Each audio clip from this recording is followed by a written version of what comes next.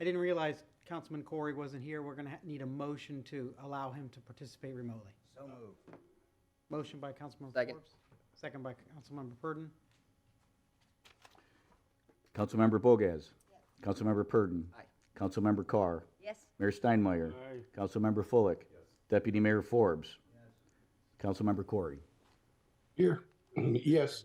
Now we can move on to public comment. Anybody has a public comment on the agenda items? Come on, folks. I just gave a lecture. Okay. Proclamations, presentations. Financial audit. That's our Lisa. And our auditor, Mr. Brown or somebody. Ashley Brown and Smith. Yes. For the record, Lisa Robertson, Director of Financial and Administrative Services, here to introduce our auditor. They are going to ask for y'all to be patient with them. By their rules and regulations, they have to point out certain parts in the audit report that they need to make y'all aware of as the authoritative body for our entity, and it is dry. We've had these auditors for a number of years. They do an excellent job, and we'll have your indulgence, please. Thank you. Thank you. Good morning. Lisa mentioned I'll be, whoops, I don't need, oh, thank you, appreciate it. Hit a couple high points here, but please feel, I'm sorry. Could you introduce yourself? Absolutely. Mayor caused me to think, which one are you? Okay, sure. Nope, Jeff Brown with Ashley Brown and Smith CPAs, and my partner Tony Smith is here, and we'll be happy to answer any questions that you have. I'm going to hit a couple high points in here, but as Lisa mentioned, this is the audit as of fiscal year ending September 30th, 2022. So I'm not going to spend a bunch of time going over the numbers. You're all more aware of what the financial status is, kind of where we are here, and you have it in your packet there, Mayor. Yes, sir. First, you have a paper copy of this? Okay, yes. Good. First thing in here is actually on a page number 2 at the very bottom of the pages. There is our independent auditor report. So it changed a little bit in the format, but it starts out with the opinion right there at the top. And the second paragraph states, in our opinion, the financial statements referred to above present fairly in all material respects the prospective financial position of the governmental activities.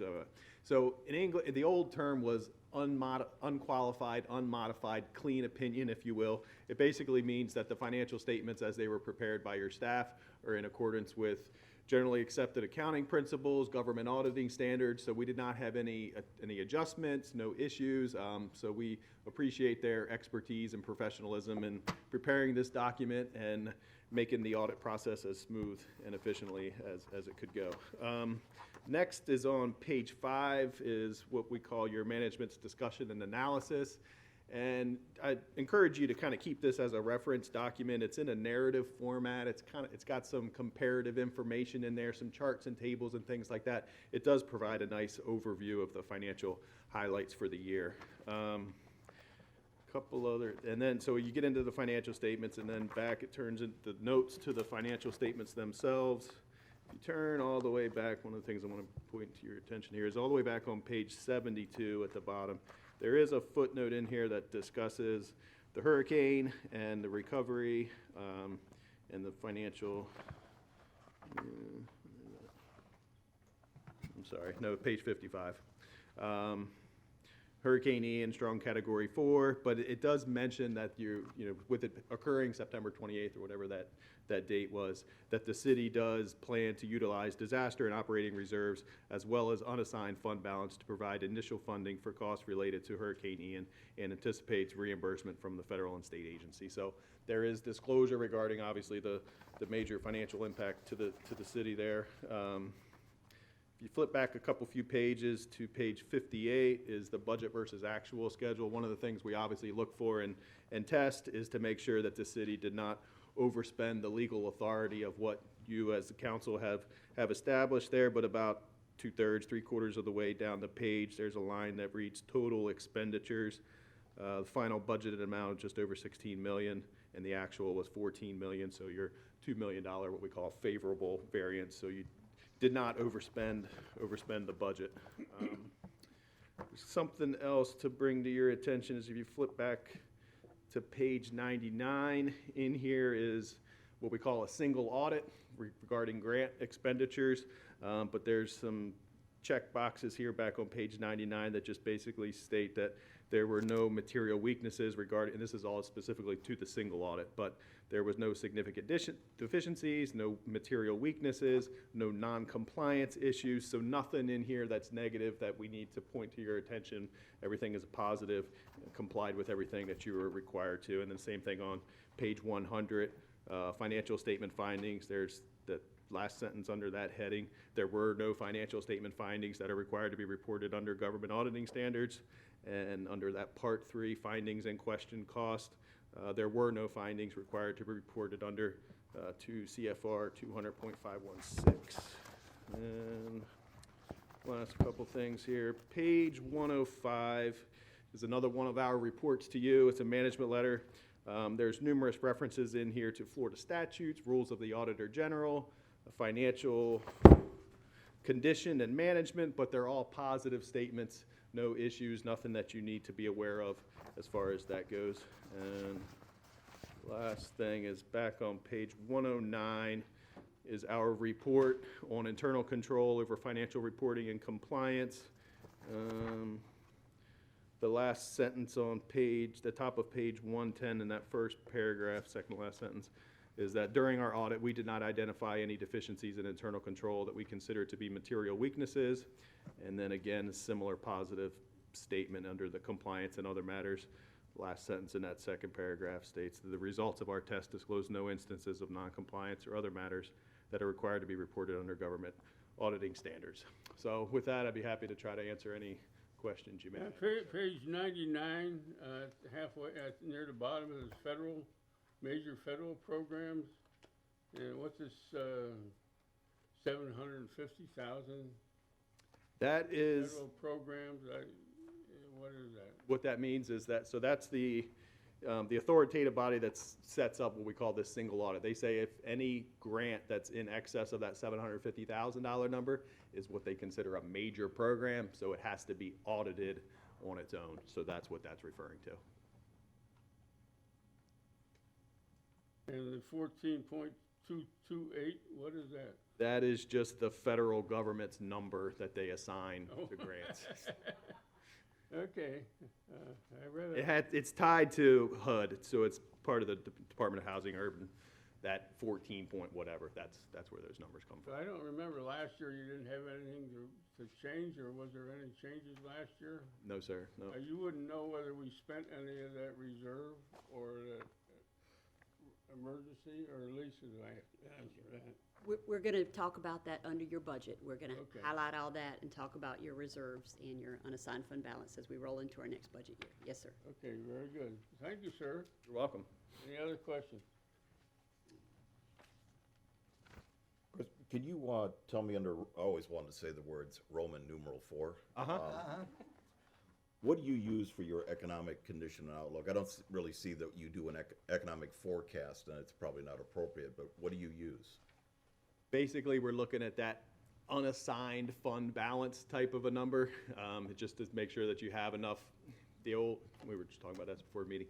How much is enough? I don't know the answer to that question, but we're basically looking at it to make sure that assets are in excess of liabilities, that there is some of that unassigned fund balance to kind of get you rolling into the next part of the fiscal year. So 3 months, 6 months, not so sure what that used to be the old term, but we got hurricanes and COVID and things like that have kind of changed the perspective of things, but that's sort of at a high 40,000 foot kind of level. That's what we're looking at as far as financial condition. So it's big picture stuff. And you share that opinion with staff when you're discussing? Yes. Thank you. You're welcome. I have a question. Yes. Go ahead. Okay, if the government claws back any of the Ian money, are we gonna be in trouble? Probably not. I mean, trouble, I'm not so sure. But yeah, you would just pay it back essentially. Yes. I think we're of the understanding that we have, if we're speaking about the American Rescue Plan money, we have fully expended that, and we've satisfied all the requirements of the grant. We will be closing that out very soon, but it's our understanding, because we've completed the reporting and we've fully expended it, as y'all approved earlier in the year, that money is no longer sitting somewhere in somebody's budget as available and not obligated, that was our understanding of the risk of that. So ours is obligated and spent. They sent us the money, so we have the money, and we fully And they've satisfied sent the the money. reporting that we sent the money, yes. So, and we've satisfied our reporting, so we have completely spent all of our money in compliance with the rules and regs that were in that grant. Fabulous. Thank you, Lisa. Welcome. Thank you, David. Anybody else? Thank you, sir. You're welcome. Thank you. Thank you, guys. Thanks, Lisa. Yep, absolutely. Okay, now we're moving along to our facilities assessments. In the last 23 years, we've accumulated some facilities. We have, yes. Laura Taylor, Director of Communications.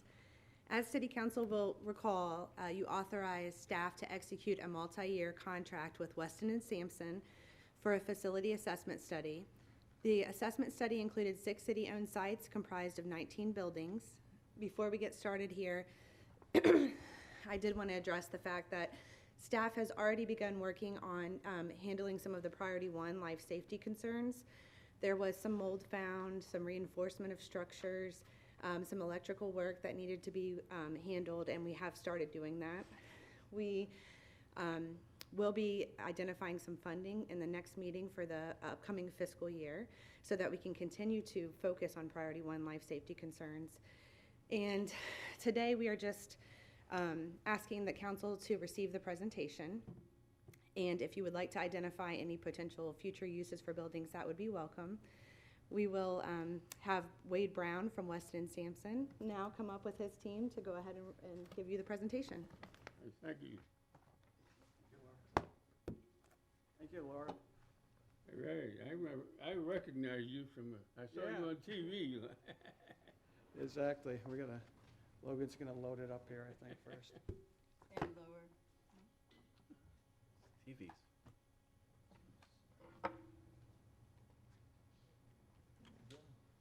Thank you. All right. Well, thank you, Mayor and City Council members, for having us here today. My name is Wade Brown. I'm with Weston and Sampson. It's been an exciting project for us, and we thank you for the opportunity to work on it over the past year or so. It's also been an interesting project with all the buildings, different types of buildings and conditions, and different types of things we found and challenges. So we've concluded the project, and now I want to give you a presentation on it. With myself here are other members from our Fort Myers team, Gary Fronte and Karen Gonzalez, and they'll both present with me. They were very integral with the development of the study throughout it. Sarah Edwards has joined the firm recently, and she's an architect. She was involved, though, with the resiliency study portion of the project. And Joe Zongo is here to support the project. He's our regional manager located in Fort Myers. And Joe, you have a few things to say, and you want to come up and kick off the agenda for us? Great. Thank you, Wade. Thank you, City Council. Appreciate the opportunity to work with you on this project. I've got the most complicated slide here, introduction to the agenda. So we're going to cover basically what our entire report provided. It's a very large binder, as I'm sure you've all seen. We'll provide you the condensed version, the Reader's Cliff Notes. So scope of the project and project team will be presented by Gary Ferrante. He's our team leader locally here. He focused on the site civil aspects of the project. Then we'll dive into the primary tasks that were performed, how we gathered the information. We used a number of different resources, a number of different sub-consultants. We did physical testing, we had drones, we had a number of different assessment methods. We compiled the information, we prioritized it into 3 different categories. Priority 1, which were life safety things that Laura mentioned prior that have either already been addressed or in the process of. And then some near-term and longer-term things to consider and to address. We put everything into a summary report, and then Wade will present the summary of findings, which gets down to the nitty-gritty of The recommendations, which include the cost estimates, which is really the crux of the study, which is going to provide repair costs, contingencies, and then full replacement costs for the council's consideration. We encourage this to be a working discussion, so if you have questions, feel free to drop in during the presentation, and then we've allotted some time at the end for questions in totality. So with that, I will turn it over to Gary.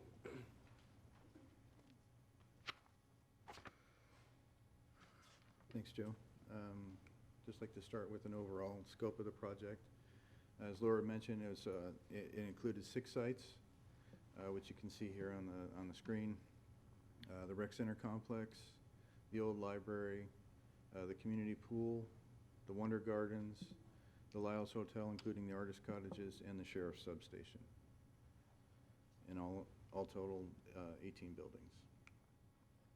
So the project team, Weston & Sampson, was the lead consultant on this project.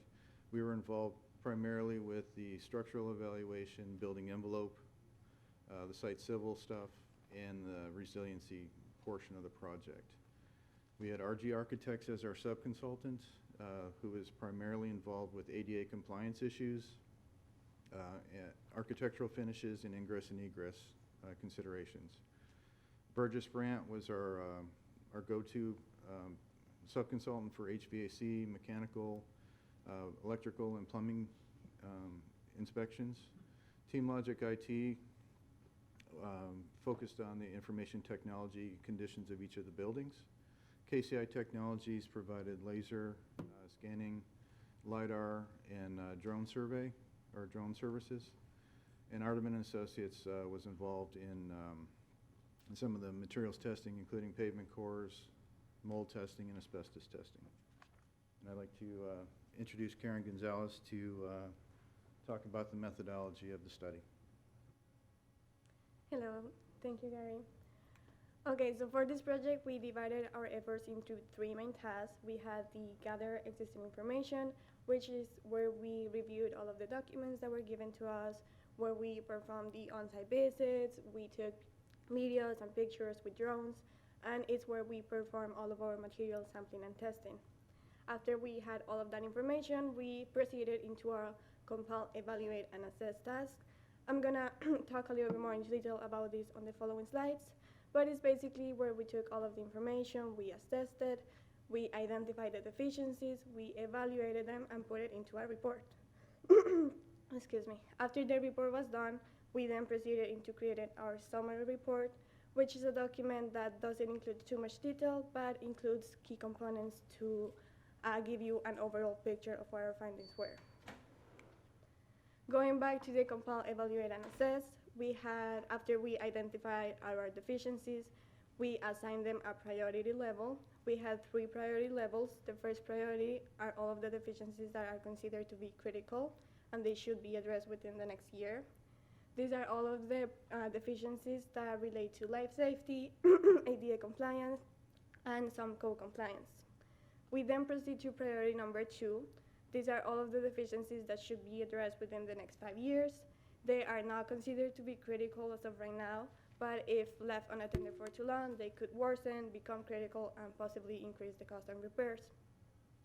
We finally have our priority number 3. These are all of the deficiencies that don't have a specific timeline. They are more closely related to improvements of the existing condition, that also it could create long-term benefits. They do not affect the overall usage of the facility. Another way in which we evaluated our deficiencies was assigning them a deficiency type in accordance to what the reasoning was for us to identify it as a deficiency in the first place. We had 8 different categories. We had life safety, code compliance, ADA compliance, building integrity, appearance, functionality, energy, and resiliency. The pie chart that you see on the slide represents the entirety of the project, which means that includes the deficiencies for all of the 18 buildings and 6 sites. And it's just a good way to give you an overall picture of what was the nature of the deficiencies and how they were distributed among the 8 categories. Finally, we have our deficiency table. This table was an integral part in our evaluation process. It not only allowed us to organize the data, but also quantify it. We will start the table by assigning a category depending on where it was architectural, structural, mechanical, or any of the other conditions. We will then narrow it down into a subcategory, assign a priority level, identify the location of where this deficiency was found. We will, of course, describe what the deficiency is, assign a cost estimate, and finally, categorize them into their deficiency type. And as you can see, one deficiency could have multiple deficiency types depending on what we believe applied to them.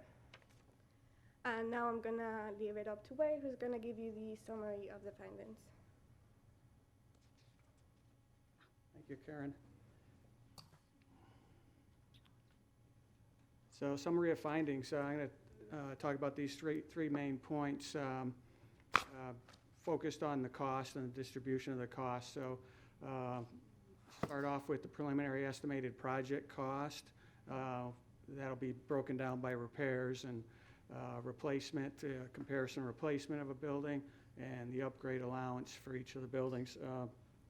I'll talk about the priorities 1, 2, and 3 that Karen spoke about, broken down for each building, so you'll see the cost associated with those. And then, as Laura mentioned, priority 1, and that is the highest priority, so give a little more information on priority 1 and give some example photos of some of the life safety. So here's the preliminary project costs, the table. The table is divided into columns. On the left is each of the 18 buildings and the 6 sites. And then the next column is the repair cost. So as Karen talked about the deficiencies, so deficiencies are problems or issues that were found at the buildings and sites. And we call them repairs. But it could be, just to improve something. It's not necessarily repair. Perhaps like, the paint is ready to be painted again.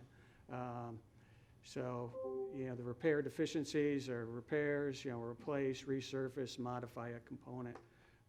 And that's given for each of the buildings. So besides, repairing something, there'll be times where you want to upgrade something as well and be prepared for something that might be different. So there's an upgrade allowance. That's the next column. Examples of what could be included for the upgrade allowance are upgrades to materials and finishes, like improvements in the grades or the types of those that would cost more.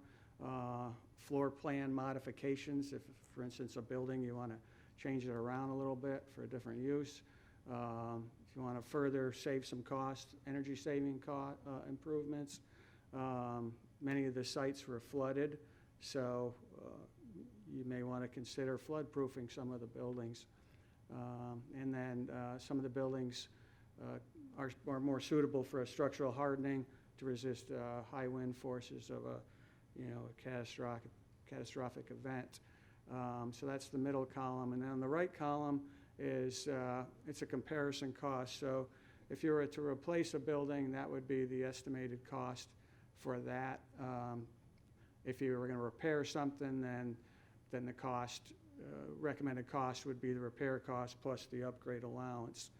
All of our costs, we used a database program, database system that's national and is used throughout the construction industry. It's called RS Means. So that helped us with developing the construction costs, and so it's consistent with Florida, the current year, and also the sizes of the buildings, et cetera. The replacement cost for the building was based on an in-kind replacement, which means assuming that it would be the same type of building, same use, and same square footage. So it's a apples for apples comparison, so you can look at how the repair costs relate to that. Next slide. So priorities 1, 2, and 3. So this slide is based on just the repair costs. So the total in the right-hand column is the repair cost. Broken down by priority 1, 2, and 3 for each of the buildings in site. Approximately 1/3 of the costs are distributed among each of the 3 priorities. You can look at like certain buildings to see, where the distribution is. So buildings that have a higher need or higher priority 1 needs, you'll see it weighted more towards the priority 1. So it's quite telling when you look at different buildings, how the distribution of the priorities are. Karen spoke about, the time frame for those, year 1 for priority 1, within the first 5 years for priority 2, and then after 5 years for priority 3. That's our recommendation. You could always take things in priority 3 and do it earlier, or, generally you wouldn't want to take a priority 3 item and push it out much beyond year 1. The total at the bottom, I mentioned that already. So the priority 1, the highest priority to do in the next year. So there's other types of issues besides life safety and ADA compliance, but I have those here because those are what we consider the highest priority. There's other types, like functionality is a common one, where if you don't do it in the first year, to bring it back to use, if it's not functioning now, whatever component that is, then it's going to potentially, cost you more in the long run. So it's those things. Anything here is really, needs to be taken care of soon. It's pretty. It would be recommended to do that. So life safety and ADA compliance. From Karen's earlier slide, life safety accounted for about 7% of the total costs of all the deficiencies for all the buildings and sites, and ADA compliance was about 5%. As far as priority 1, life safety is about 25% of the costs for priority 1, and ADA's I think about 15%. The majority of life safety is related to electrical, about 86%, and you'll see that in some of the slides, or if you go through and you look at the individual deficiencies, you'll see a lot of them are electrical, which would make sense. If you got an electrical problem, you want to take care of that. If it's, somebody could get hurt. So I'm going to go and give some examples here.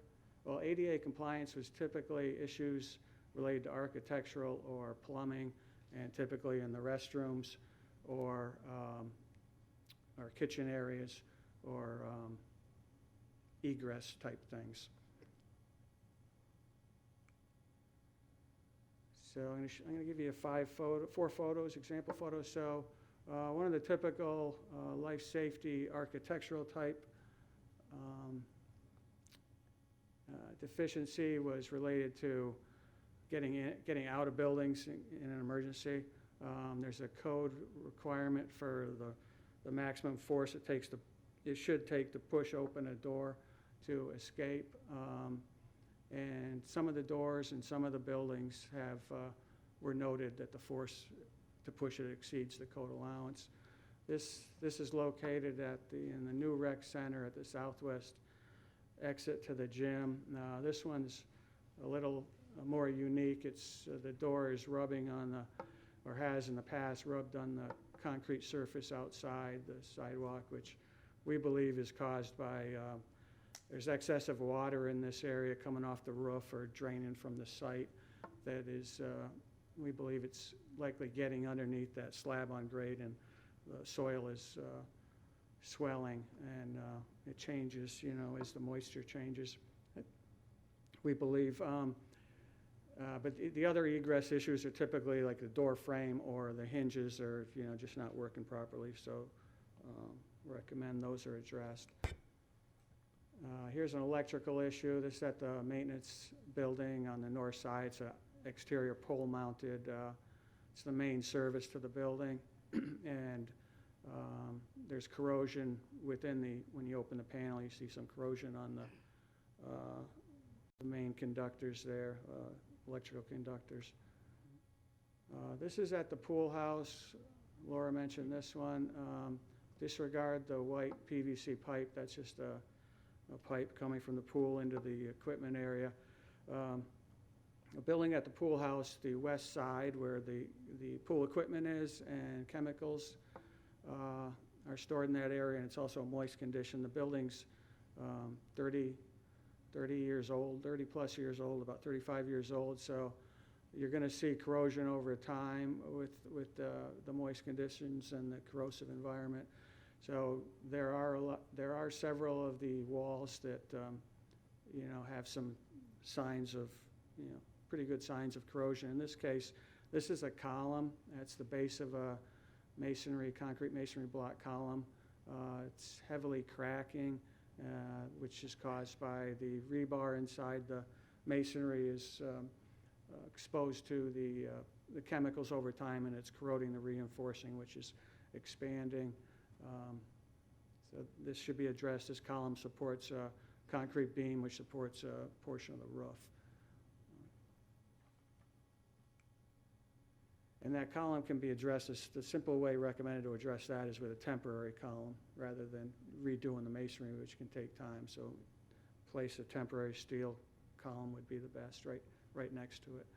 This is in the same pool house, electrical panel in the pool equipment area. And you can see the outside of the main panel is corroded, and then interior, there's corrosion that's was noted throughout the components there. So that's it for our presentation. We're here to answer questions if you have any. Yeah, back to the column that's all cracked up, Yeah. what's that pipe on the ground? Is that a drain pipe, the 1-inch pipe, plastic PVC that's coming out? We didn't evaluate the pool, but that I have a pool myself, so I believe that's just taking the water from the pool into the equipment in the pool area. So, they start underground, they come up above ground, and then, I mean, that didn't happen overnight. oh, the pipe? No, is the one with the concrete column that's Yeah. with the rebar that's rusting? Sorry, I guess I misunderstood your question. What is that other horizontal On the ground. on the? Oh, that's just a pipe laying there, I believe. Probably just a PVC pipe loosely laying there. Sort I of looks think. like it looks like it's draining or something. Why is it so wet around there? Anyway, Well, good point. I think it's a pool equipment area. Pool equipment's been there a long time, and it's pretty moist in that area, which I think is leading to some of the corrosion. yeah, I just thought maybe it might be an air conditioner drain pipe. That is a problem. Air conditioners with their condensation lines, Right. it's a mess everywhere in the world. You get slimy green Yeah, exactly. It looks like one. because it's not treated like potable water that comes from a water company, has a little bit of chlorine in it or something. That stuff is just perfect for growing everything. It's distilled water is what it is. That's what it looks like to me, but anyways, You can look into it further if you wish. okay, yeah. I don't know what the answer is to that condensation from air conditioners.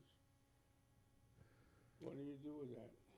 You see, just dump it out Drain it on away, I guess. It should be drained away if it's not.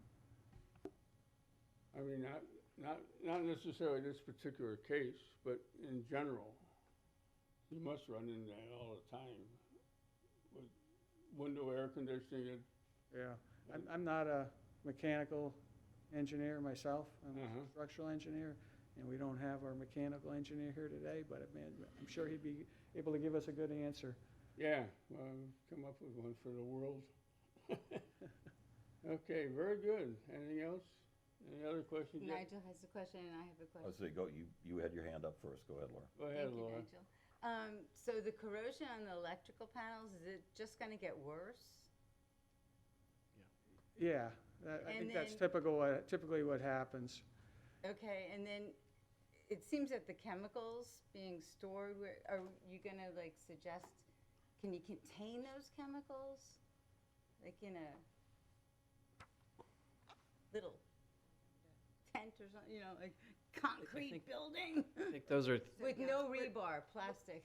We're going to be looking to how we remedy some of the issues that we found with the findings as we get further along with our priority 1 items. But absolutely, if there's anything that we see that is causing any acceleration of corrosion, we'll definitely start planning to make a change to how that's being done. But a lot of this, the buildings are older buildings, and it's just time, Yeah. last time to start doing some of this work.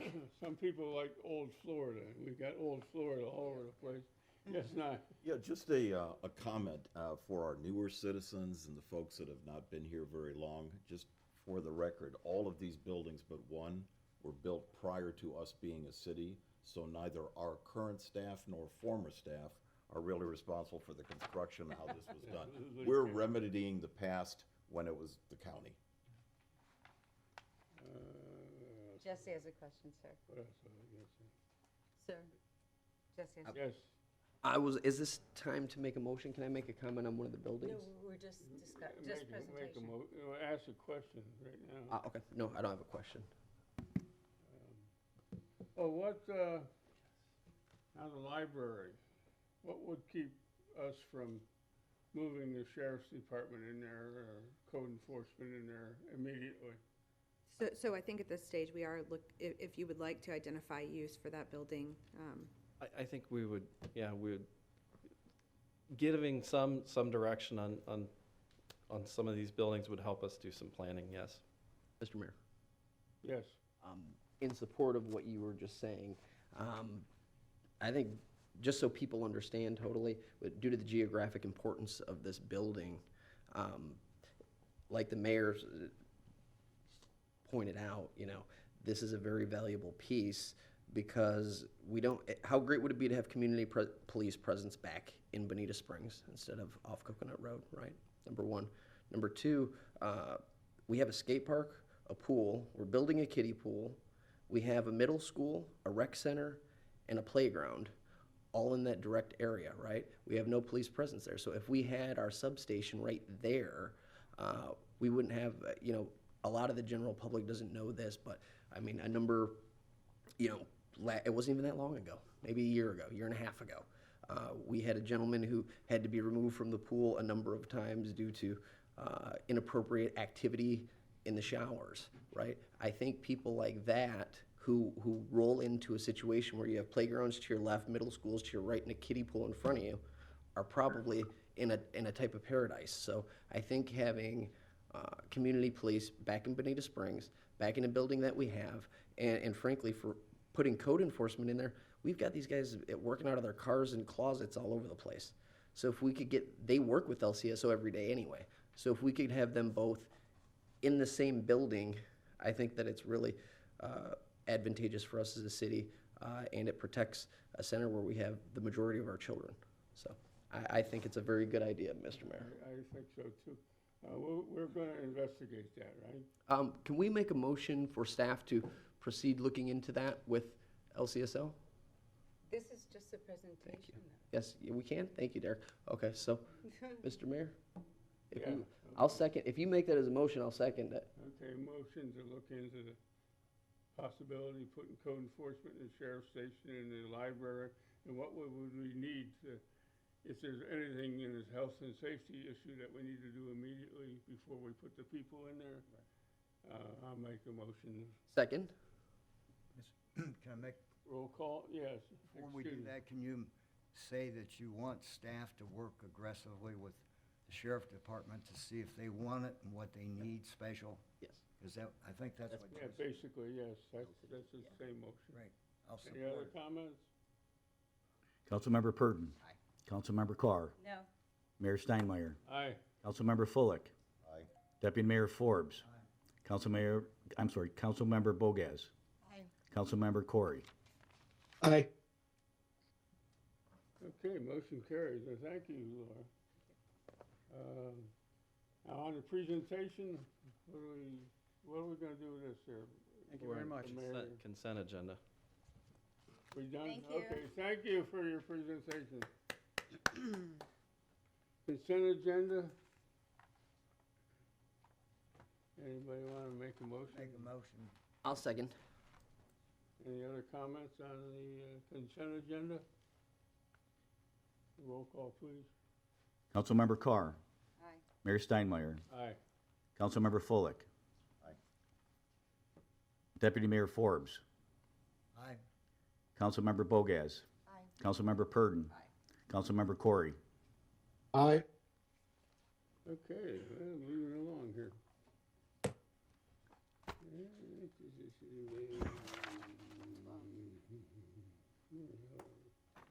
Consent. Okay, any comments on what we just approved? And then we go into mayor and council items. I'd like to compliment the 4th of July was tremendous. I've never seen so many people in my life in Bonita. Everybody had a good time.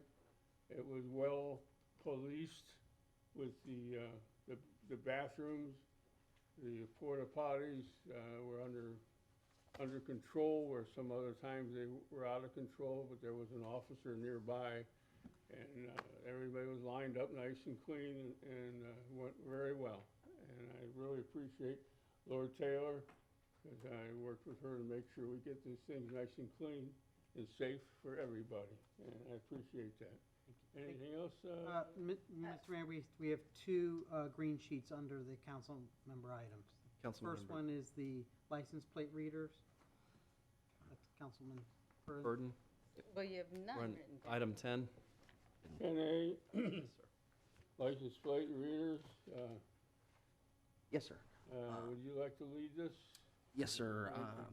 This is a discussion regarding the purchase of additional LPRs, as they're known, or license plate readers. We discussed this briefly when LCSO came in and briefed us and talked about the high calls of service and the value of things like LPRs. And one example, in District 2, did you have something to say? No, I'm sorry, I sigh. Oh, okay. It's- I thought you, I'm no, sorry, I'm sorry, I'm no, I so thought you said, sorry. no, okay, great. I do that. Okay, no, it's okay. All right. In my district, District 2, there was actually, if you recall, about a year ago, there was unfortunately a murder in District 2, and the person was apprehended in 45 minutes. That was due to LPRs. Okay. I additionally, on a personal note, I've had a number of people who have had great success stories with LPRs throughout the city. And there are areas of our city that don't have LPRs.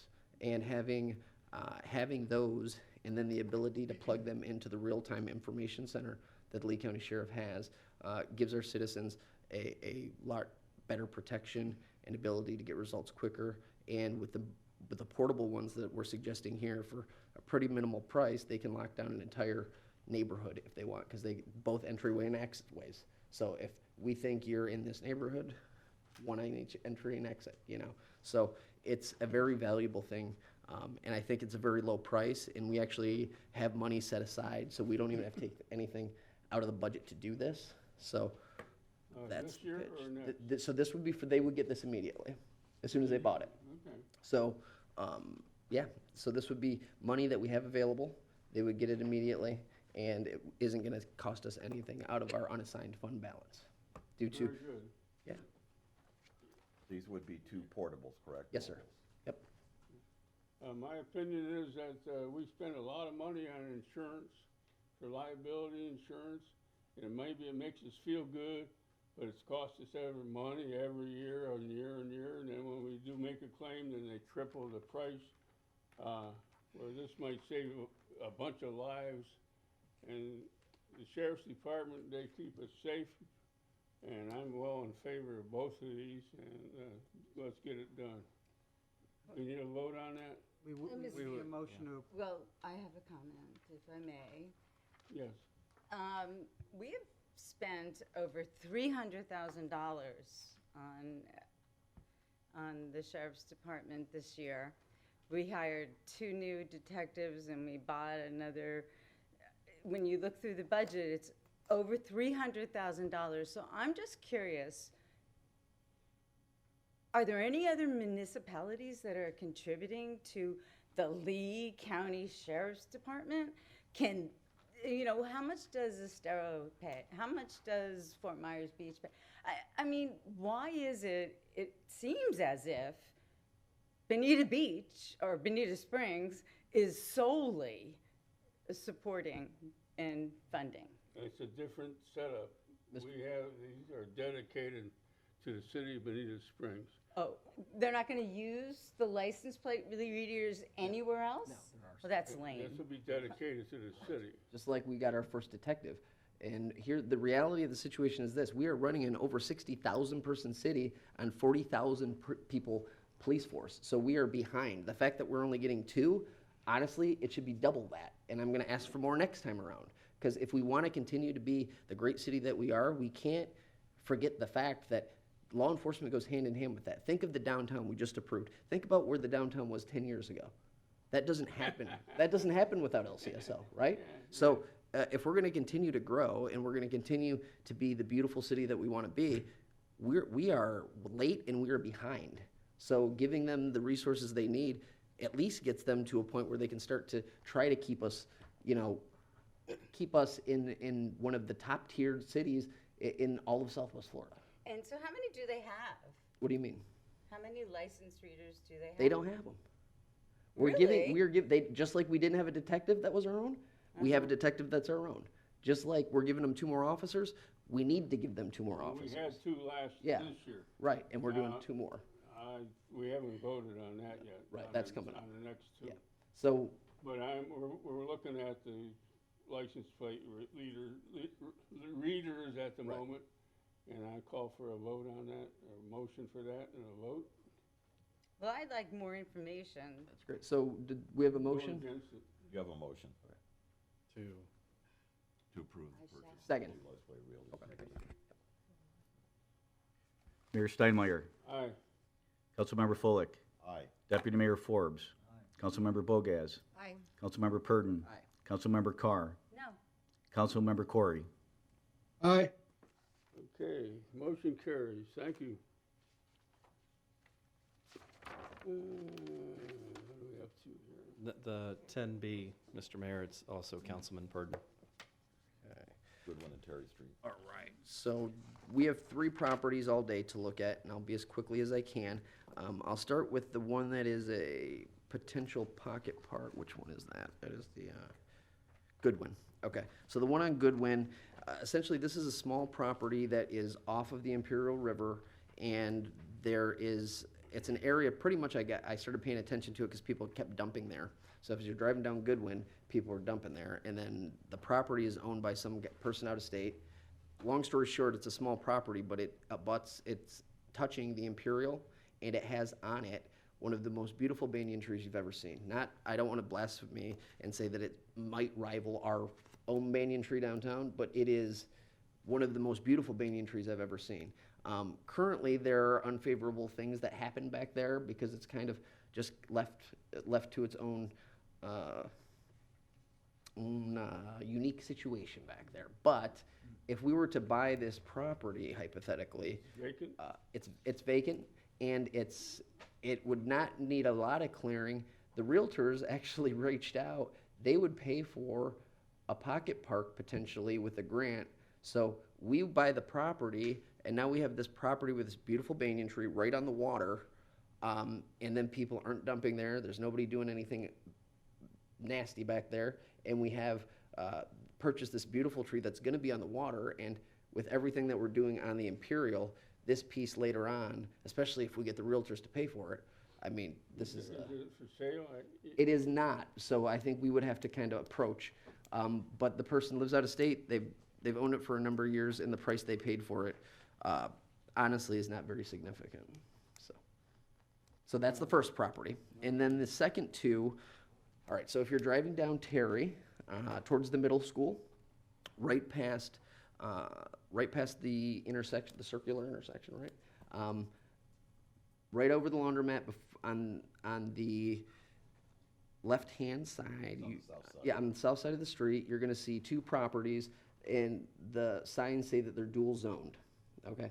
And these properties right on Terry, they are dual zoned, so they could be commercial or they could be residential. They're both right on Terry, and they're touching, and we actually own the property directly across the street from it. So with the improvements that we have coming on Terry, the potential that we own the one across the street, and the fact that it's commercial, so it could be anything if somebody were to buy it, we could kind of make that something special, especially with the improvements that we have coming with the old library, with the kiddie pool, with all of that stuff over there, and the road improvements. Those two properties are directly right on the road and they're touching. Additionally, there's a house on one of the properties currently, and I think part of the reason it hasn't sold is because it's on sewer still, so it's not hooked up to BSU. We have a unique situation with BSU where we're working on a ton of things with them, and the connection to the city water with BSU might not be as big of a deal for us. And whether we keep the house up or don't, we have options. For example, you all saw the email Cafe of Life was trying to get into a house in a neighborhood, and we didn't want to change the zoning, right? This one is already zoned. So hypothetically, if we bought it, they wanted to go there, they could. That's just an example. I'm not saying we do that. But point being, there are a number of uses we could use for the property, but for all the money we're spending down there, to have two properties that touch right there and owning the one directly across the street, and thereby preventing it from becoming something commercial and something that we can actually have, I think it's worth looking at. So those are the two properties. So there's 3 all day. The 2 are touching. Those are the Imperial, and the Pocket Park is over on Goodwin. So those are the 3 properties. Other discussion on that? Yeah. Yes. So they are all for sale. They've been for sale for a while. We acquire those now at a much lower price than what would happen in the future once we finish all of our projects. And it's certainly going to assist us on the other side of the railroad for what we're doing on West Terry. So I would support that all day. You want me to explain what's happening on West Terry? Yes, Well, please. I think I know the property we're talking about was sold 2 years ago for next to nothing. Let me provide some clarification for what Councilman Purdon's talking about. So we've done a lot of work on West Terry through the corridor, but there is a project, it's under a design contract, has been for just shy of a year now, for a sidewalk facility from US 41 to Old 41. Now how that will connect at the railroad, it might have to jump the street kind of in vicinity of where these properties are. But that is a significant sidewalk project. It's under design. It will require right-of-way. It most likely, in the vicinity of these 2 properties that Councilman Purdon's speaking of, would require some right-of-way because the right-of-way there is narrow and to lay those sidewalks in. So if that gives you any help with the context of what's coming, that's kind of the final piece for Terry Street, West Terry Street. We'd have to end up buying that right away anyway, right? Well, a portion, and I can't speak in certainty of that because the design is not there, yet. But I know that stretch from the work we previously did. The right of way is narrower. The homes are sited typically a little closer to the street, which then makes any space that you need is a little more impactful. Matt could also fend off some possible litigation in the future. Well, no, If they went commercial and they didn't want to allow us to. well, condemnation allows you to, if you have a need. How much further does the commercial go on Terry? Is that the last of the commercial property? I'm not intimately familiar. It was We have tied, that one restaurant right? on the north side of Terry.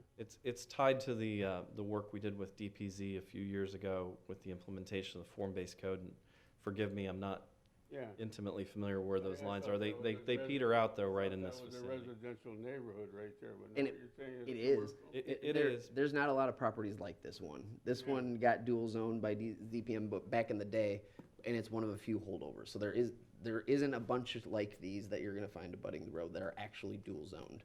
So like you could put a 7-Eleven in there. If you bought both properties, you could put a 7-Eleven in there right now.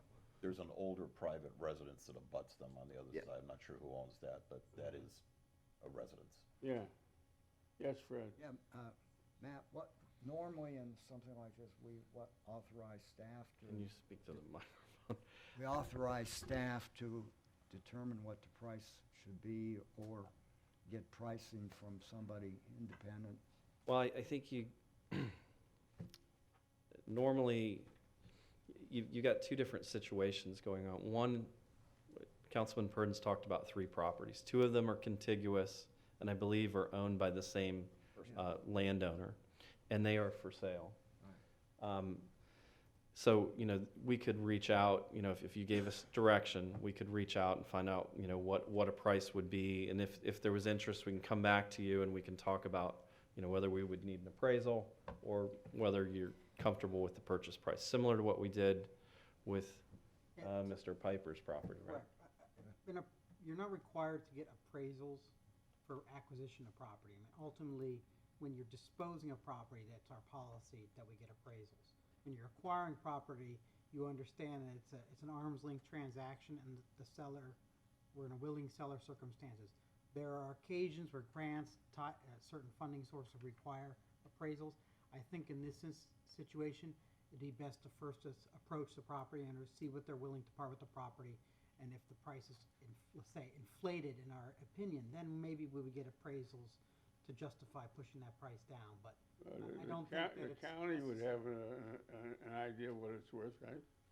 The property appraiser's office will have a valuation, and their just valuation is closer to a real number, but it doesn't reflect market conditions in most cases. Right, the market conditions are fluxing right now, I think they're. I can give you, if you guys want, I can tell you what they're asking for it. But I think we would, if you gave us direction, we would reach out to the 2 that are listed, and we could come back to you. We would have to identify funding. I can tell you they're not in any areas where, and I don't think from what Councilman Purdon described about possible future use, maybe you spin some of it off. They're really not in any areas where our acquisition programs that we currently have going would work. And those aren't really funding options. So if we find out the price, we can come back to you, let you know what the seller wants, and then we would have to identify a funding source in the budget. By the time we put the sidewalk in, the lot probably wouldn't be buildable. I don't want to speculate. Those are issues. Yeah, let's for down the investigate road. this and come back. The other one obviously is not listed for sale, so we would just have to try and reach out and see if they're even interested in selling. And again, it would be similar. What is your price? But it might take a little more time, and you might find out they're not interested because it's not currently listed. The one on Goodwin. Very good. Do we need to vote on that? I think we would like to have the direction more formal, yes. So the motion would be to look at all 3 of the properties and then come back to us with discussion and something to vote I on. think it'd just be explore The different options, because maybe just doing the sidewalk instead of. I don't want to convolute this with the sidewalk. The sidewalk will take care of itself. This is whether you want to buy these properties or not, and we'll find out what the purchase prices are. So how much will it be, though, to get the right of way for the sidewalk? I don't want to, the sidewalk, as it progresses, it will determine whether there's even a need there, and that is a wholly separate issue from what this discussion is. I second Jesse's motion. Thank you. Any other discussion? Roll call, please. Councilmember Fullick. Aye. Deputy Mayor Forbes. Councilmember Bogaz. Councilmember Purdon. Aye. Councilmember Carr. Aye. Mayor Steinmeier. Aye. Councilmember Corey. Aye. Okay. Thank you, Jesse. Sir, thank you. Okay, city attorneys, amended We have other. 11A. This is simply a first reading. I'll ask the city clerk to read the title of the ordinance. This is the first reading of an ordinance of the City of Bonita Springs, Florida, amending Chapter 24, Flood Hazard Reduction, to clarify the definition of market value as applied to existing building and special flood hazard areas, providing for conflicts of law, severability, codification, and Scrivener's errors, and an effective date. If you council, if you'd like, Anita can give you a brief summary of what this is about, or you can wait till the second reading public hearing. Moves to the second reading. Second. We got a second and a second. Any other comments? Roll call, please. Deputy Mayor Forbes. Aye. Councilmember Bogaz. Councilmember Purdon. Aye. Councilmember Carr. Aye. Mayor Steinmeier. Aye. Councilmember Fullick. Councilmember Corey. Okay. 12A, city manager. So this is, You got your hair cut. yeah, no kidding. This is just approving of the scope of work for Dr. Banyan to do the state-required comprehensive plan amendments that are required as part of the appraisal, evaluation, appraisal, and review process, which is something the state mandates we look at. So really, we're just looking to move forward with the scope that she's laid out, and we'll come back to you, as this project progresses. Motion to approve? Second. Any other comments? Roll call, please. Councilmember Bogas. Councilmember Purdon. Aye. Councilmember Carr. Aye. Mayor Steinmeier. Aye. Councilmember Fullick. Deputy Mayor Forbes. Councilmember Corey. Okay,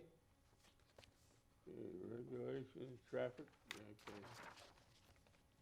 Go ahead there, Mr. Mayor. No, thank you. Mr. Manager. This, thank you. This item, Councilman Forbes had brought this item forward a few meetings ago regarding, folks where there's been a fatality in one of our roadways, kind of establishing impromptu memorials and how we could respectfully address, the maintenance of those or the duration of those so that, folks that have suffered a loss are able to, experience that grieving process, but also to make sure that we have safe and, manageable rights of way. So we've looked at some policies across the country. It looks like Minneapolis, St. Paul, actually probably just St. Paul, has a program that is similar to the sentiments that were expressed at the council last, which allows for someone to hold a memorial for about 6 months, and then after that it would be removed, and that would be the end of the ability to have the temporary memorial for that incident. If we'd like to hear your thoughts, to develop a policy, but those are the thoughts that we have, from what we've researched. Yes, Nigel. Would it be possible for us to make it, I hate to say standardizing, but you've seen the placards that seem to be created, and that we could allow the families to purchase those for what the cost is? Or how many fatalities did we have last year in Bonita? Ballpark. I don't know off the Less top of than my head. 5. But, what clearly happens is some areas you do have more incidents than just one. And so, a program like that, you might end up, unfortunately, where you've had multiple people that have perished. And so the thinking is maybe something more temporary in nature, where you allow them to. No, I understand. I'm sorry, Matt. You see they've got they're just the temporary signs that you can stick in the ground, but there's a placard on them. It has the person's name, whatever. Indeed. Just standardizing it so we don't have these giant memorials. The biggest thing I took away was we see these not in the right of way, and they're dangerous. Yeah. Well, they can be dangerous. Understand, I think from our perspective, you usually see them, it's an after-the-fact scenario, so you're already dealing with the after-the-fact. So you're not dealing with folks that are coming to us and saying, we want to do this. You usually are uncovering them after they've done them. And so a policy that just allows you, hey, once it's been identified, once it's come onto our, I'll use a Navy term, radar screen, once that happens, it starts a 6-month clock. There are strong emotions, understandably so, on both sides of this issue, in that some folks, that live in the corridors where these happen really, want to see some finality to the memorial. And understandably, if you've lost a loved one, you're interested in celebrating what had happened there or memorializing. So this, we think, or something to this effect would kind of be a decent compromise where it allows us to react, but it provides a definitive time frame. Mr. Mayor? Devil's advocate, it also says if you see 3, I think, consistent signs and that people purchase them, name, date, if they want a cross, they have a cross and not. But it sort of tells people, careful, there's something about this area that, The devil's advocate is when we go to widen the road and I need to remove those, you have people that are vested in that little piece of your real estate. My idea was they'd still be temporary 6 months. I was just talking about standardizing the 6 month. Understood. instead of teddy bears and flowers. Yeah, I don't know, immediately they next. put flowers in, who knows how big it's gonna be.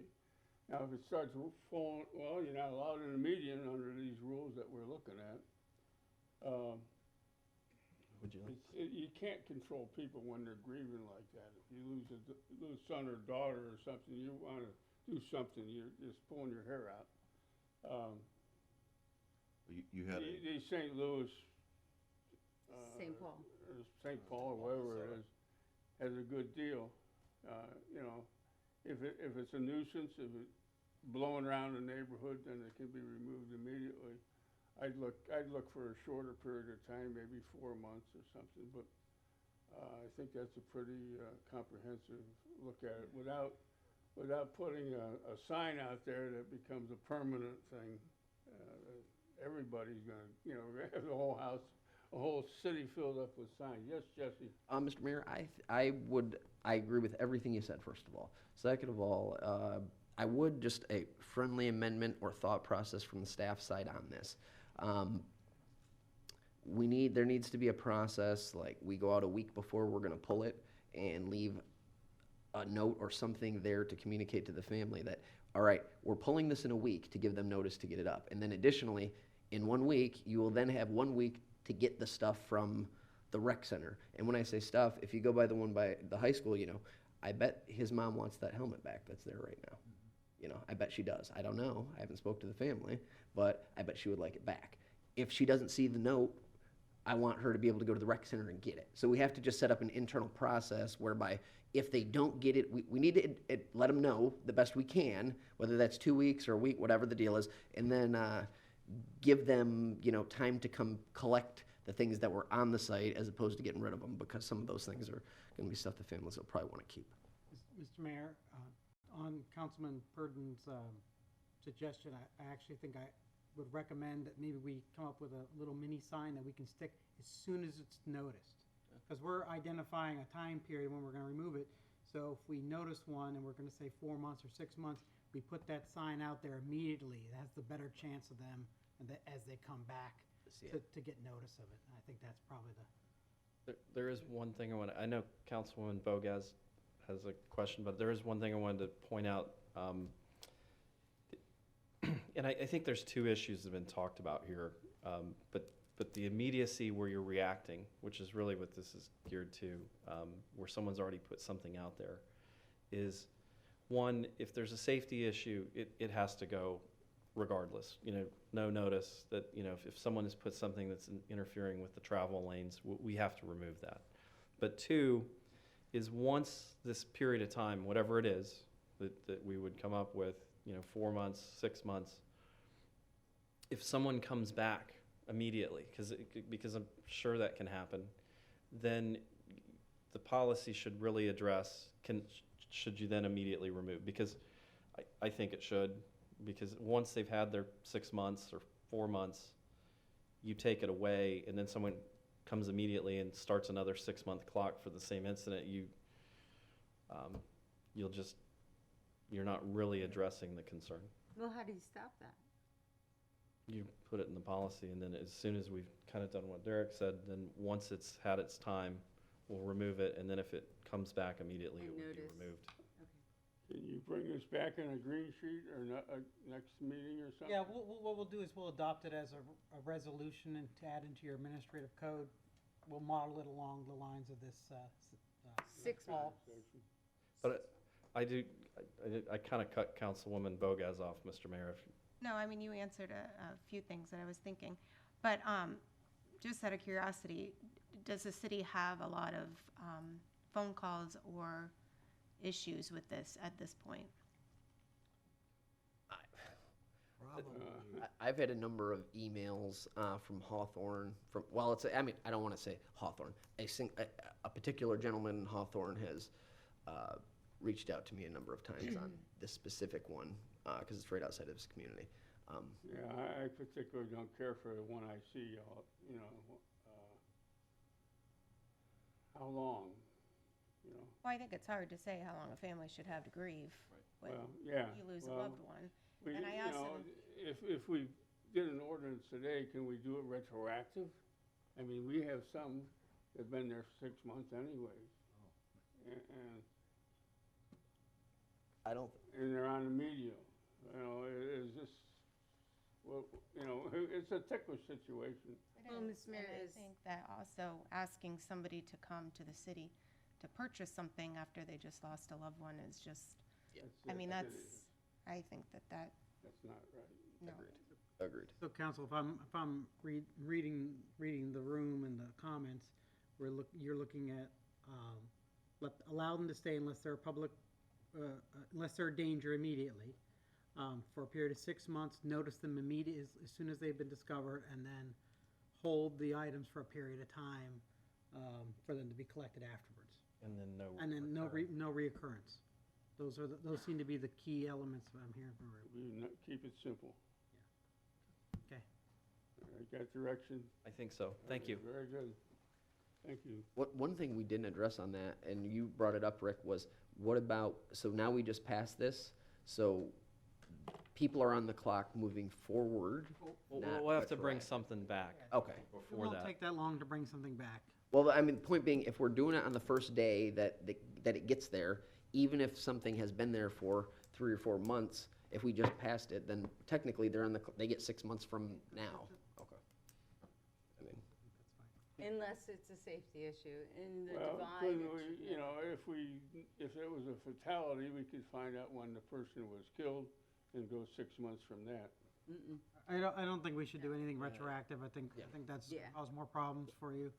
I think the bigger concern is, and I think it would be understood by the families, is if the memorial itself becomes a public safety hazard, they certainly wouldn't want someone else to suffer from an accident. So I think if that's the case, we're gonna remove it immediately. And if not, this will have a process for them to slowly phase out. Okay, have fun, folks. All righty, what else we got here? Hurricane? We have a Hurricane Ian recovery. I have John Dolmer come up and talk about his permits. There's really not very much to report on the Ian recovery. Our finance department is still working through, the reimbursement process, but we're working on that and making progress. It takes a while. Right, yeah, it's through FEMA. I'm sorry, Aida's going to speak a little bit.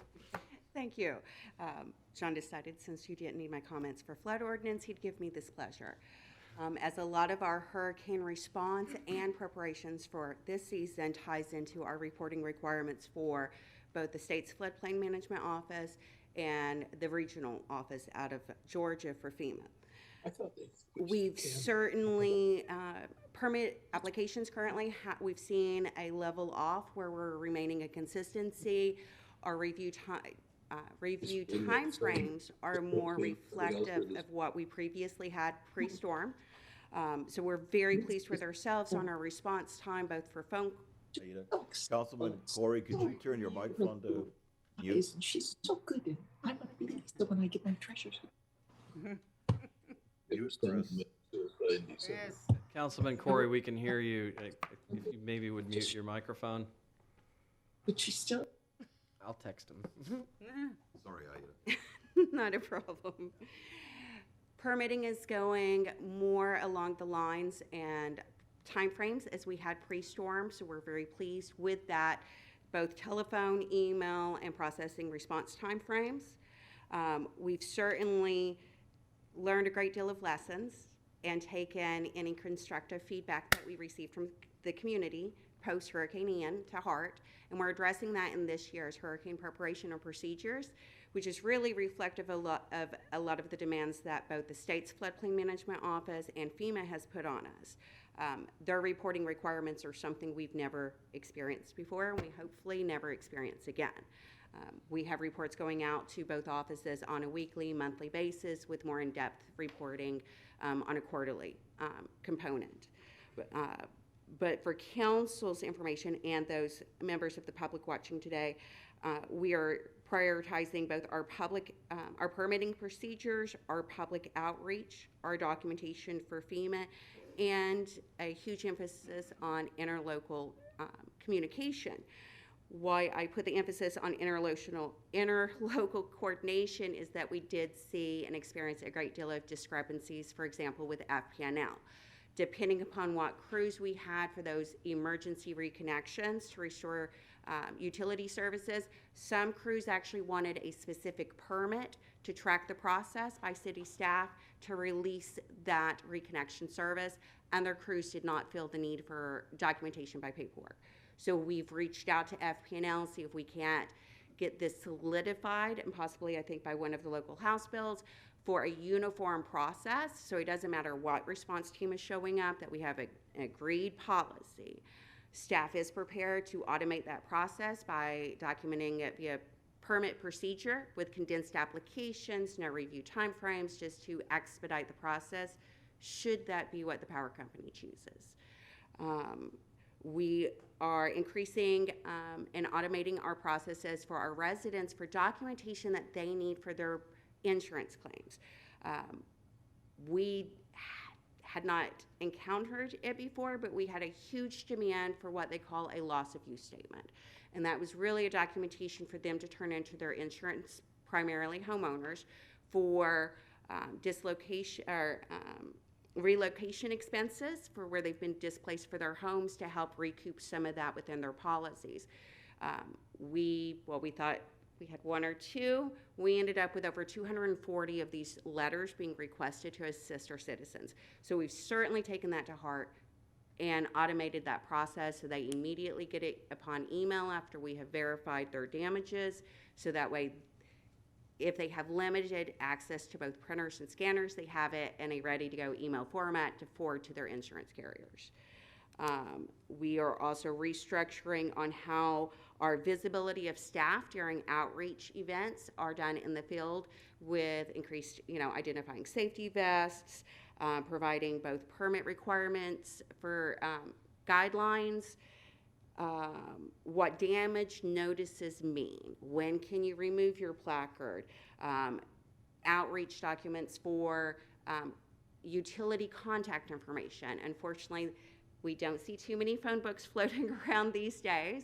And then post-Ian, we certainly saw a decrease in internet services, so you can't Google for all the things we've become reliant on. So we want to make sure that we have all of these materials ready in the field to go for our residents, just to expedite any processes they have.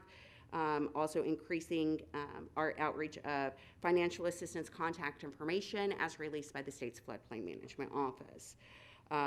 We also are working on prioritizing both our rainy season, pre and post-storm news releases for addressing things. What's an evacuation route? Where do I find this map? What's the difference between a flood zone and an evacuation zone?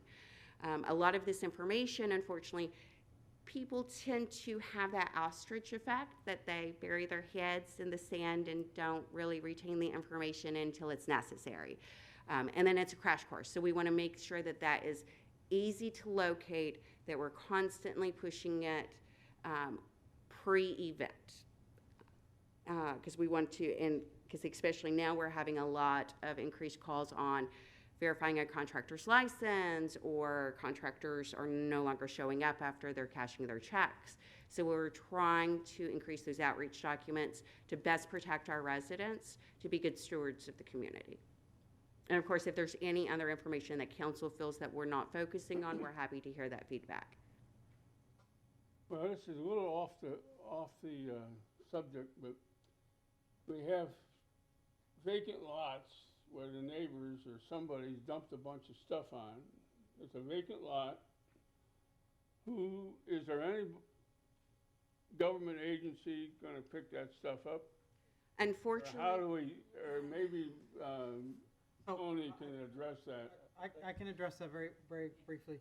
So if it's illegal dumping is a criminal offense, but the actual cleanup operations would be code enforcement would generally go out there, get an order to clean the property up, and then we would seek to abate it and recover the funds.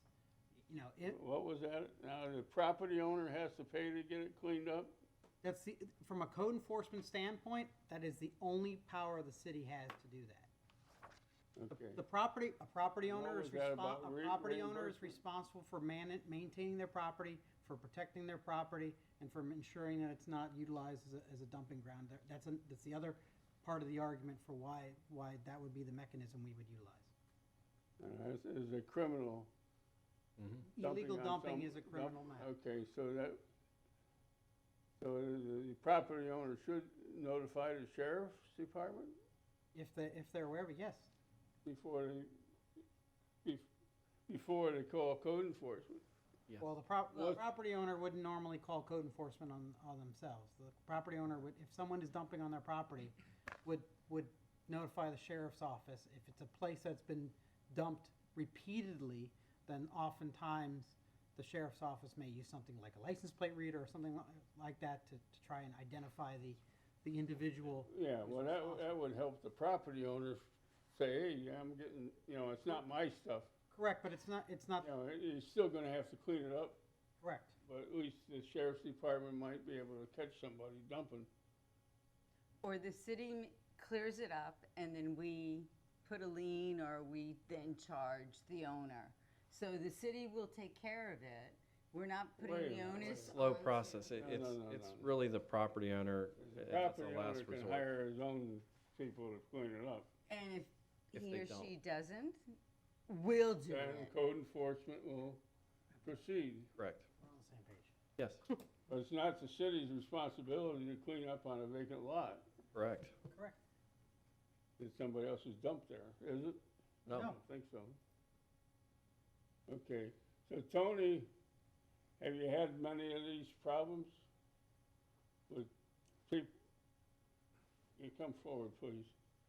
I give Tony more work. Tony Breckhouse from Code Enforcement Neighborhood Services. I can give you a few quick examples of places that have been dumped on that are vacant property. And I want to get them cleaned up. But if I got a hold of you, you could find out who the property owner is. And then I could get a hold of the property owner and have him call the sheriff's department, report it to the sheriff's department. And then the property owner would know that there's a problem there before you have to go out and write them up. Something like that. I want to make it easy for the property owner because he's just getting taken advantage of. Yeah, correct. Just for the record, Tony Backhurst, Director of Neighbourhood Services. We have had numerous instances of that in the hard-hit areas following Hurricane Ian. Some of it was inadvertently done when people are just clearing roads and it's got put onto properties. We've had nothing that has proceeded to the level where we've had to take it to a hearing in order to get it removed. Most of the property owners have taken care of the problem themselves. But in the event that it's not removed, we would take it to the hearing examiner and as Derek had explained, we would seek an order to abate if it was an ongoing problem, in which case then we would do the removal and then that would be, that cost would be attributed to that property owner. But we've had some, it's not been a huge problem for us in code enforcement terms where we're proceeding with cases, but we have had numerous property owners say, I own a vacant lot, I've come back and I've seen there's a whole bunch of stuff that I certainly didn't put there. And we understand, that it's not their fault, but it's their property and it's going to need to be removed. Yeah, I just want to get public knowledge, educate these people. It's not going to get picked up if you put it on a vacant lot. If there's a house there, we got a regular garbage pickup, and we separate the stuff out in a normal trash pickup and pick it up. But if you put it on a vacant lot, they don't pick up on a vacant lot, no matter what you do. Right. So, as I know, I do a lot of stuff down on Little Hickory Island, and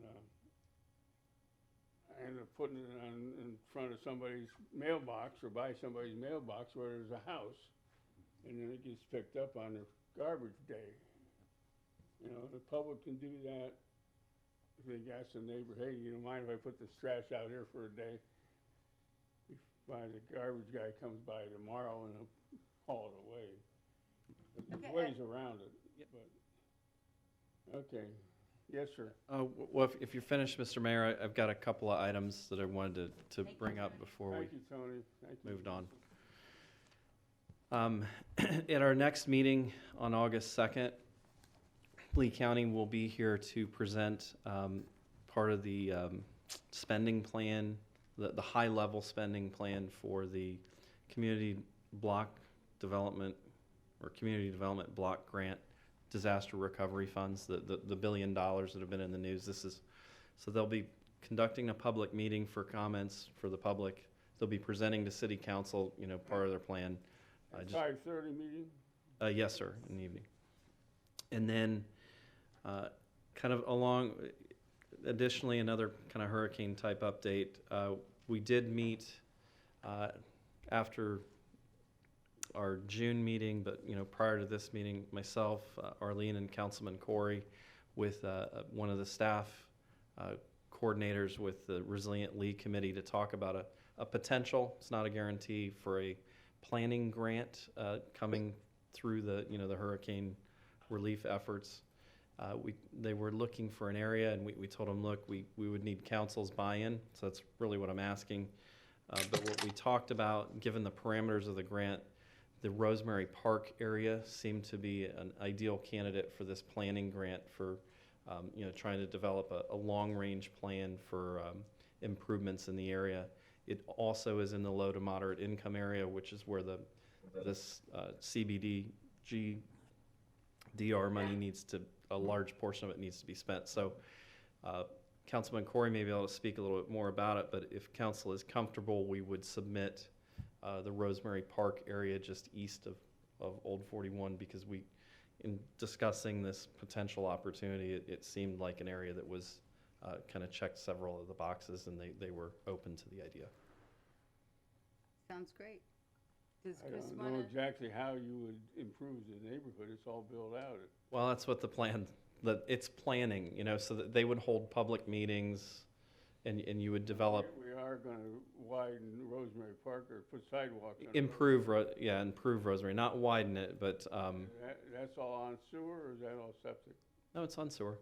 It's on sewer. But yes, you're correct. There is a separate project we're already working on just for Rosemary Drive specifically to build pedestrian infrastructure and improve the corridor there. But it's not to widen it. This is something larger than that, though. This is the idea of that entire neighborhood back in there and looking at what types of improvements, not just necessarily infrastructure improvements. It could be, land use improvements. I don't know, but it would be a planning effort.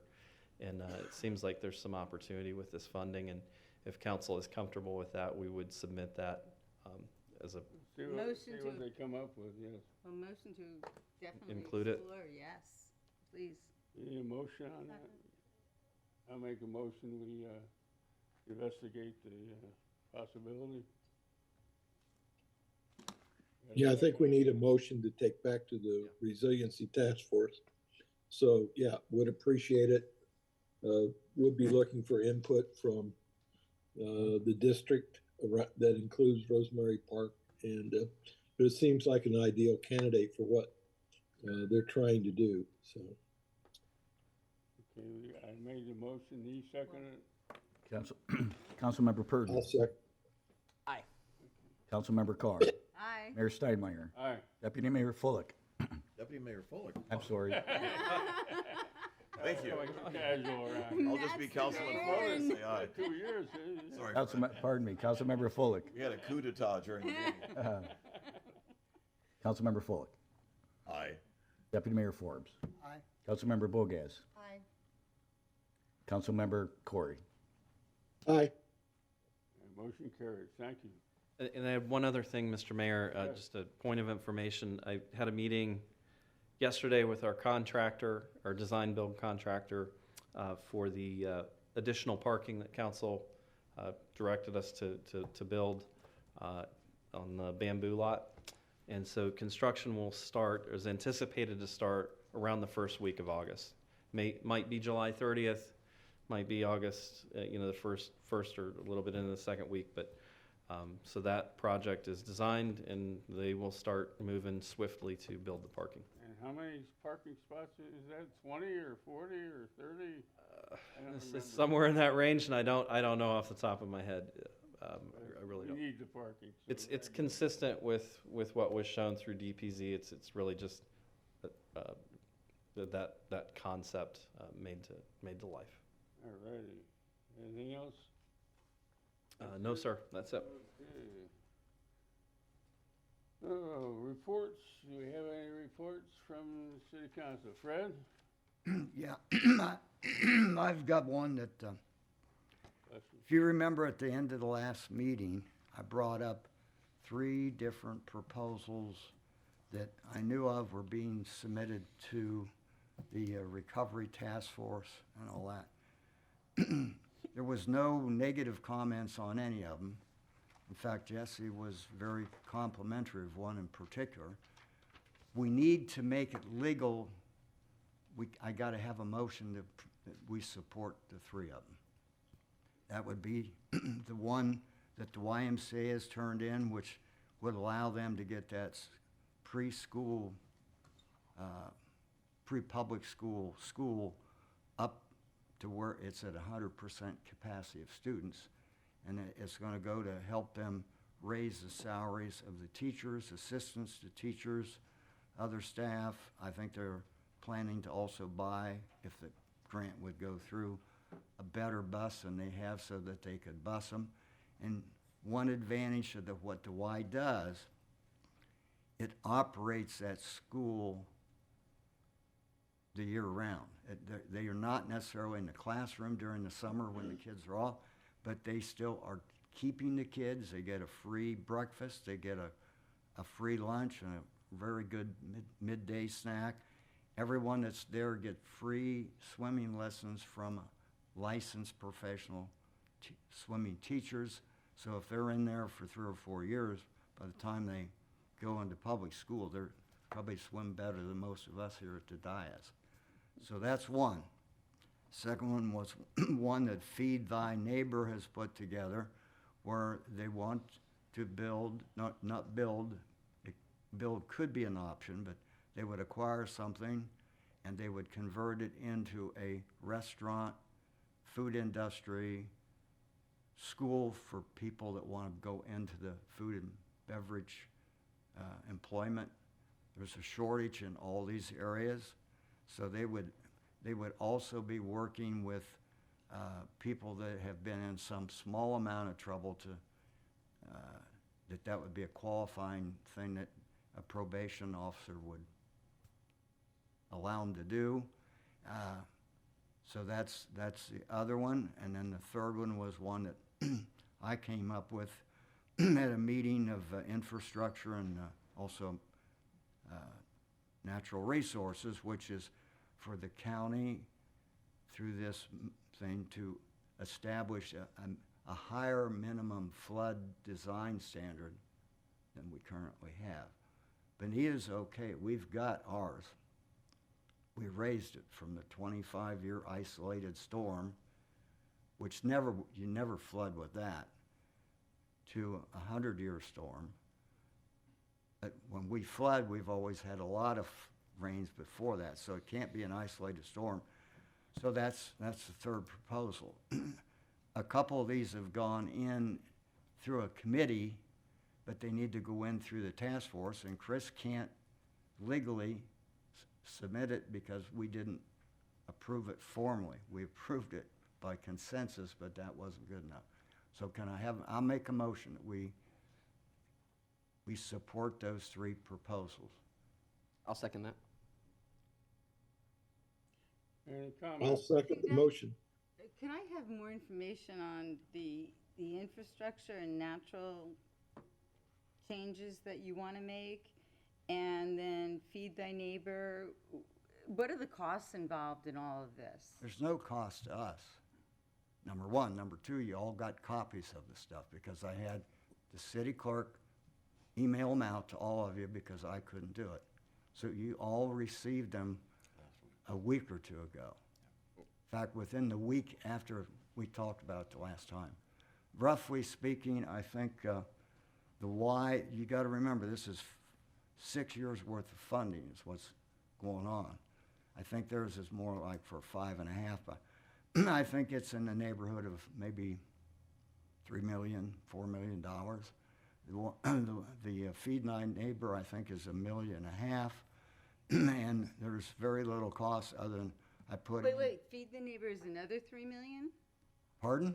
This is all, It's not money from us. It's not money from us. None of this is money from us. Okay, and if we go ahead and the money doesn't show up, who's obligated? Nobody. They're putting in a grant application, we're giving them a letter of recommendation, that's it. There's nothing else to it. There's no That's commitment right. on our side or anything like that. It's saying, hey, they do stuff for the city, they're gonna apply for funds. Whether they get them or not, it has nothing to do with us. we can already, yes. I'm fine with 1 and 3, just want to go on the record. Feed Thy Neighbor, don't know a lot about that program or the individuals involved, but going into teaching and creating a school, don't know what any of their qualifications are, didn't see any of that. So I would reserve support of number 2. And can I comment on that for you, just Please. Absolutely. just for, I did speak to Tony, who does Feed Thy Neighbor.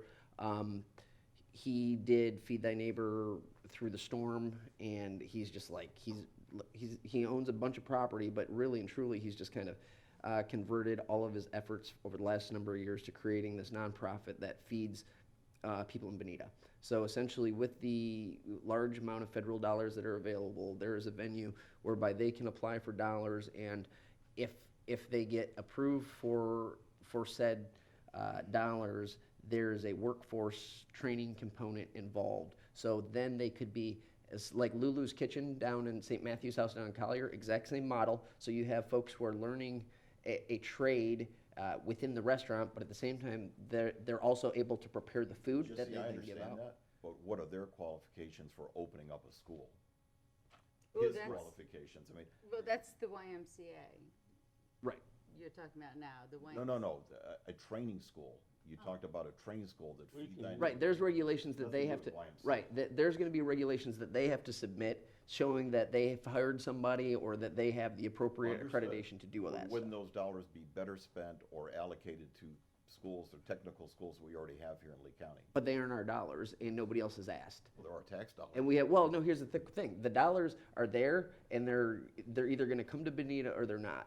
This is an organization that has fed people in Bonita for a long time, so if the option is, hey, it goes to Bonita or it goes nowhere, my option is gonna be that it goes to Bonita. We can always, You know. tweak it. I've just gone on the If it record, goes- don't know enough about and them, one- and one- he I hasn't hear been you. around that long. No, no, I- One last thing, I probably maybe used the word school. It's not a school, right? It's on-the-job training Yes. for people that want to get in that business. And then he's even talking to like the healthcare Folks, right. because they have lots of cafeterias in all their facilities.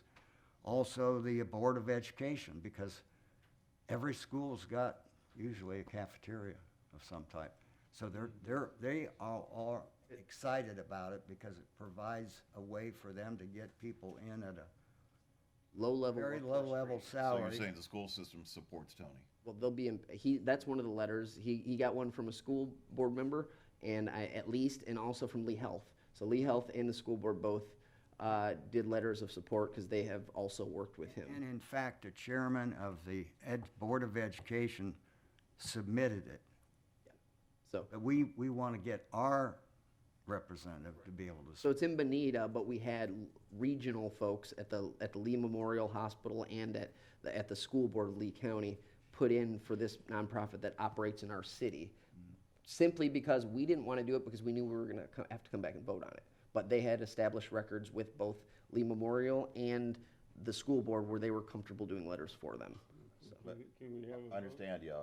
My comments are simply that we start dispersing down and we dilute where monies are going. That's my comment. We're not dispersing it, though. That's the thing. We aren't dispersing it. It's gonna get dispersed. The question is, does it come here or does it not? As far as us dispersing it, we have nothing. We give them a letter that says, hey, they do good stuff in the city of Bonita. We sign it. They may or they may not get it, but that's literally our involvement in the process. Okay, can we call for a vote? Councilmember Carr. Yes. Mayor Steinmeier. Aye. Councilmember Fullick. No. Deputy Mayor Forbes. Councilmember Bogaz. Aye. Councilmember Purdon. Aye. Councilmember Corey.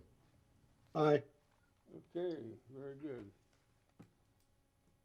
Okay, any other reports? Jesse, you got a report for us today? Yes, sir. Thank you. Jamie? Just a real quick note that, 4th of July was fabulous. oh, it was. It And was. what a parade the fire department put on. Wow. Oh, Unbelievable. So great. The whole day was amazing and really neat to see Bonita Springs have so many people come together and enjoy all the festivities together. It was really neat. Really neat to be part of. And on second note, Fire Department Station 7 on Hickory Boulevard is opening in August. Oh, good. They're still on track to do that. And yeah, that's it. Okay, thank you. Nothing from me. I also want to just commend the staff of Laura Taylor and Carissa, who really ran the whole thing, and her team. For the 4th of July, the parade was great, but the evening with Ben Allen was wonderful. And it's just such joy to see all the little kids and all the families, and everybody's so patriotic. And it was a lot of fun. Nigel? Yes, sir. We had no TDC meeting in July, so nothing to report there. I did want to comment on Tony. Is he still here? Yeah, he's there in the back. And Jason, I've watched them, handle an issue which that individual I've referred to in past as a guy, or there's a guy who gave information in a neighborhood about what the city's not doing. Needless to say, it wasn't true. But Tony and Jason very patiently spent 40 minutes with two individuals who walked in angry and went out saying that they were impressed in the fact that our staff would take that time. That's the second time Tony stepped up to the plate. So again, I really wish we could find that guy and tell him to stop giving misinformation about what our city and staff are doing. Second thing is Councilman Corey failed to show up for the water dousing on July 4th. I was really upset about that until I saw he probably lost 10 pounds. He spent 5 or 6 hours working with Rotary, who, by the way, did a phenomenal job on July 4th as well. So, Councilman Corey, thank you for your beer pouring skills and your efforts on July 4th. Okay. Is he paying attention? All right. Yeah, Fred, you're done. I'm paying attention. Councilman Corey. Huh? Councilman Corey. Yeah. Does he have any comments? Ask if Councilman Corey has any comments. Mr. Corey? No, I'm good. Thank you, Nigel, for the recognition. All righty. All righty, let's see, public comment? How about public comment? Here we go, we got one guy. A patriot. Keeps an eye on our government. Mr. Mayor, members of council, Ben Hirsch and Still Avonlea Drive. I just want to comment, sequel to what was discussed a few minutes ago about roadside memorials. I believe the state has a policy on roadside memorials. They're called lollipop signs. And they'll have a tribute to the deceased and then a message underneath, please drive safely. And they're allowed to stay up for a year, and the family can ask for an extension of 1 more year. Just a thought, because again, the state already has such a policy. I'm here also with a comment.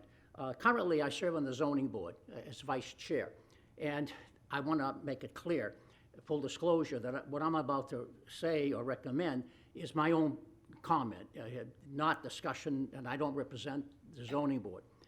I've been on the zoning board now for several years, and I really enjoy the process. It's they do their homework very, you come here, you pick up a packet, it's probably that thick, and you go through those page by page by page. And there's this, kind of a kind of a judicial hearing. People come in, the applicant makes a presentation, city staff makes a presentation.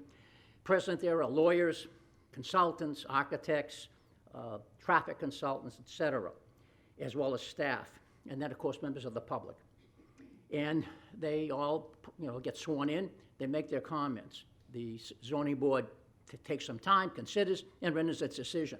Approve, deny, or approve with stipulations, or deny. And then several weeks later, the whole process repeats itself at zoning board. Same consultants, same lawyers.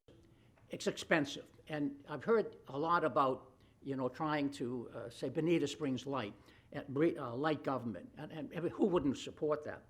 I just want to throw out a thought, and perhaps sometime you have nothing else to do, have a workshop on this issue.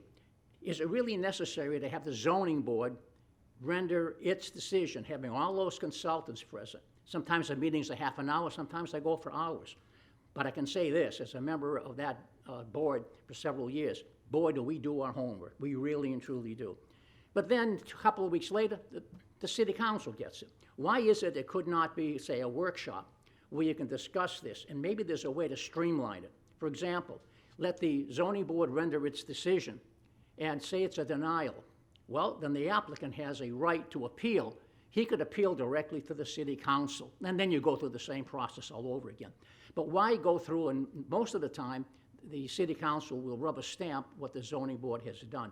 So I'm just suggesting that as a possibility for consideration on perhaps a discussion, workshop, whatever you folks decide. But I think in order to make this more efficient process, perhaps it's worthy of some discussion.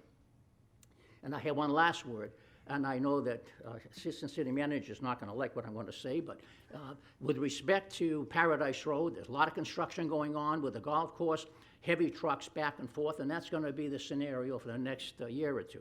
And I was just wondering, and for those who know Paradise Road, at the intersection of Paradise and Shangri-La, you have double lines, at that southern end of that. As you proceed northerly on Paradise, it kind of narrows a little bit. I'm going to suggest, and I don't know anything about traffic laws, but with respect to transportation, how you put in signs, not signs, but marks on roads. If there's any possibility of a center line down Paradise Road during this construction process, I think it would enhance the safety of people coming back and forth. There's going to be a lot of work going on over the next year and a half, and trucks take up a lot of space. And this morning, I think 3 passed me, taking out dirt, bringing in fill, whatever. And that's all part of the process. But as I'm throwing that, he's going to look at me and say, you can't do it because it's not wide enough. It's just a thought, temporary, and if that could be done, that would be great. Okay, that's my last hurrah. I'm going to be going to Maine in a couple of weeks, but that's it. So I just had to say, and you all have a great summer, and let's all pray no hurricanes. Thank you. Okay, thank you, Ben. Safe travels, Ben. Any more public comments? Anything else? We're adjourned. Oh, wait a minute. I'm going to adjourn this meeting. Going to open up the next meeting, and then we're going to take a 20-minute break. Okay? 20 minutes? We're adjourned.